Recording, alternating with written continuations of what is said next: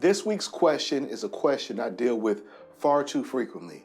A client walks in my door and says, hey, I've retained another attorney to do a will or to do a trust. And several weeks have gone by, several months have gone by. I've even had clients walk in the door and say, hey, it's been a year or two, and I still haven't heard anything from that other attorney. Let me make some suggestions, 3 recommendations that you should do if you're faced with this type of predicament. First and foremost, contact the attorney. Sometimes a simple phone call or an email is enough to get whatever it is that you're trying to do. Remember, you've hired this person. Don't be afraid to get on the phone and try to call them and get in contact with them to get a status update on your situation. The second thing I would suggest you do is write them a letter. Now, a letter has a couple of different purposes. One, obviously you're letting them know what the expectation is based on the retainer agreement that you have with them.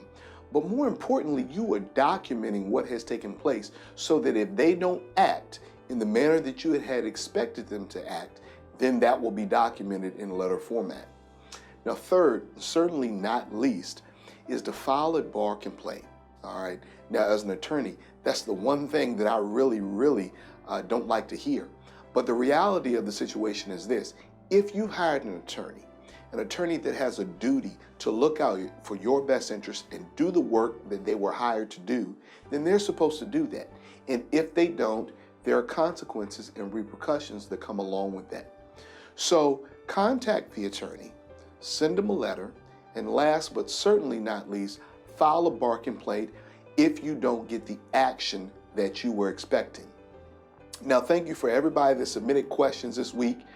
I look forward to the questions that you're going to submit this week, and maybe you'll be lucky enough to have your question answered next week.